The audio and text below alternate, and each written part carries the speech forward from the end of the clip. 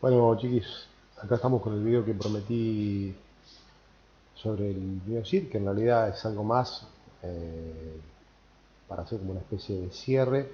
Ustedes están avanzando con el cantar número 3. Hoy a la mañana estuvimos conversando sobre cómo, digamos, de alguna manera podemos integrar todo lo que hemos visto. Recuerden ustedes que partimos un poco del contexto histórico, que es lo que acá tienen resumido, esto que les voy a dejar, y que yo se los dejo como documento de Word para que lo puedan trabajar, eh, más la lectura del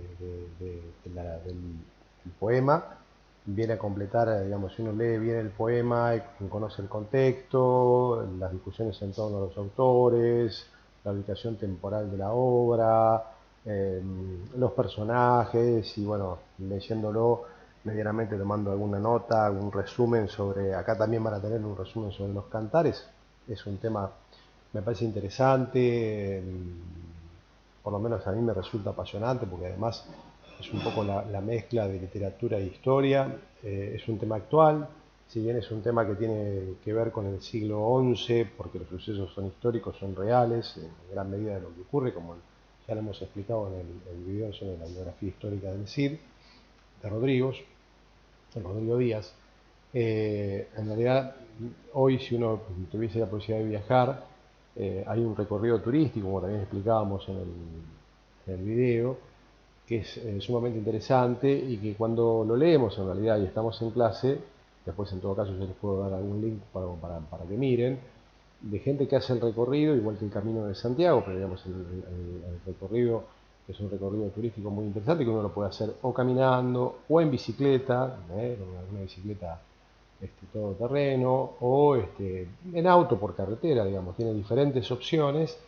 Es un recorrido que puede hacerse a través de varios días por un paisaje muy interesante que parte desde el norte en Castilla, ahí cerca de Asturias y que termina en Valencia. Así que digo, esto tiene varias connotaciones, ¿cierto? Por eso a mí no me interesa, como venimos hablando siempre, de que ustedes se sepan de memoria el poema, ni que lo reciten, ¿sí? Ni que me repitan a pie juntillas cada una de las cosas que tiene que ver con la historia del poema.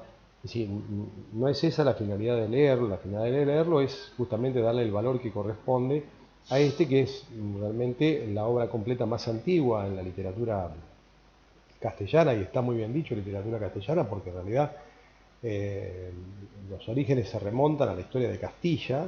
¿eh? Yo les puse un mapita también acá para que, además de lo que están puestos en el video, para que ustedes medianamente conozcan las regiones. Y también tiene mucho que ver con la historia de España, porque en el siglo XI, lo que estamos leyendo en realidad en el poema, es el desarrollo de los sucesos, algunos muy ciertos y otros no tanto, pero de la historia de Castilla y inclusive de la presencia morisca en España, ¿cierto? El territorio de lo que fueron los reinos de Taifas en el andaluz, ¿cierto? Entonces, tiene esto que ver justamente, por eso hacía la referencia de que a mí no me interesa que lo estudien de memoria, ni que se lo repitan, digamos, sí que comprendan, que puedan analizarlo, que puedan discutir, inclusive vieron que yo puedo aceptar hasta el no me gusta. Podría entender que el no me gusta tenga mucho que ver con la edad que tienen, con el estar leyendo algo que tiene 800 años, pero con el tiempo esto hace justamente a los conocimientos generales que tiene una persona, a la formación, y realmente conocer cuál es el poema más completo que hay de la lengua castellana, que es la que nosotros hablamos todos los días, en un mundo que está cada vez más globalizado, que es totalmente chiquito. Fíjense que estamos en cuarentena por una enfermedad que surgió en China hace 3 meses y que el turismo y el comercio la trajo a cada rincón del mundo. Así que seguramente más de uno en los próximos años estará paseando, y ojalá nos podamos ver por aquellos lados, por Europa, por España, y quién dice que por ahí recorran este camino tan interesante del Cid o el propio Camino de Santiago, que me he escuchado hablar en más de una ocasión. Así que tiene un valor cultural muy fuerte. Quiero que por lo menos lo entiendan desde ese lado y que después, bueno, en el análisis que podremos discutir en la evaluación, en la charlita que vamos a tener la semana que viene, pongan de manifiesto esto. La nota cómo va a ser, digamos, la nota va a ser de el nivel de atención que cada uno de ustedes le puso a las explicaciones, al nivel de atención que le puso a sus propias investigaciones, a la lectura. Si acá no se trata de que nadie se quede ciego leyendo, ni mucho menos. Acá se trata de preocuparse un ratito todos los días por tratar de indagar, de buscar y dedicarle ese tiempo a mejorar estos conocimientos que tenemos, ¿sí? Entonces, repito, nada de memoria. Bueno, brevemente acá les cuento un poco el documentito este Word que yo les armé. Arrancamos con el contexto histórico. Siempre vamos a suplementar o a complementar esta información con los videos anteriores. Aquellos que tienen dudas, fíjense que hay un canal abierto con mi nombre, Javier Miranda, porque están los links colgados igual en el Padlet, pero si tienen dudas pueden ir a buscar ahí, que hay varios puestos, algunos sobre el Cid, otros sobre la Edad Media, cada uno de los temas que vamos desarrollando. Yo les grabo un video, a veces los grabo mientras que estamos en la charla Zoom, 10-15 minutos, a veces se los grabo aparte. Este, por ejemplo, lo estoy grabando a la noche antes de cenar, para que tengan medianamente la información y que puedan complementar aquel material escrito con la explicación de los profesores, que me parece que es irreemplazable, y que uno pueda acercarse para contar medianamente lo que sabe, ¿no? Entonces, lo primero que van a tener que encontrar en este documento es el contexto histórico, ¿sí? y social. Sabemos que estamos hablando de la Edad Media, es un poco el proceso de transición entre la alta y la baja Edad Media, ¿no? Alrededor del siglo X-XI, específicamente. En el caso de Rodrigo nace en el siglo XI, la familia se remonta un poquito más atrás. En ese video también anterior lo he explicado con bastante claridad en los datos biográficos históricos del Cid. Aparentemente hay una discusión, pero él estaría naciendo alrededor del año 1045 y va a estar muriendo hacia el 1098-1099. En eso coinciden muy bien los datos que aparecen en el cantar, en los cantares, en la poesía. Va a tener un papel, digamos, importante dentro de lo que va a ser la corte del rey.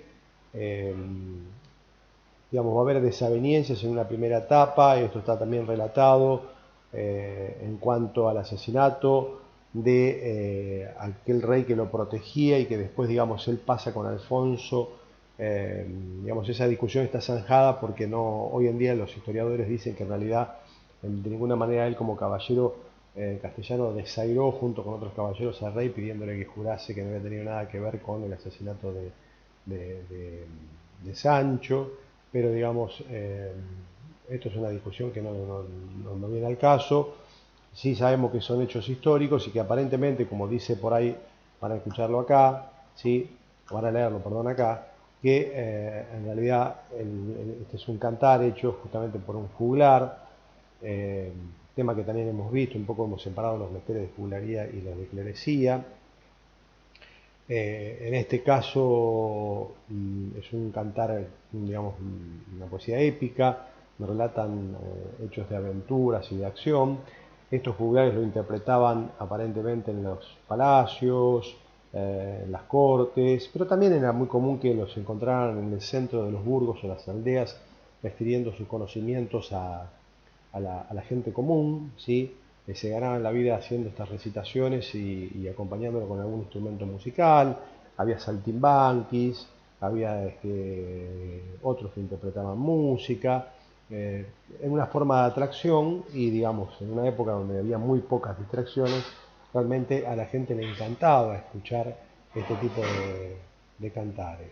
Difiere, también hemos dicho, y está en el video anterior, difiere mucho de la épica francesa, porque acá no aparecen hechos que estén vinculados, demasiados hechos fantásticos. Hay uno o dos que están sobre todo relacionados con la escena del león que se escapa, que está, ahora la vamos a charlar un poquitito, pero digamos es básicamente bastante real.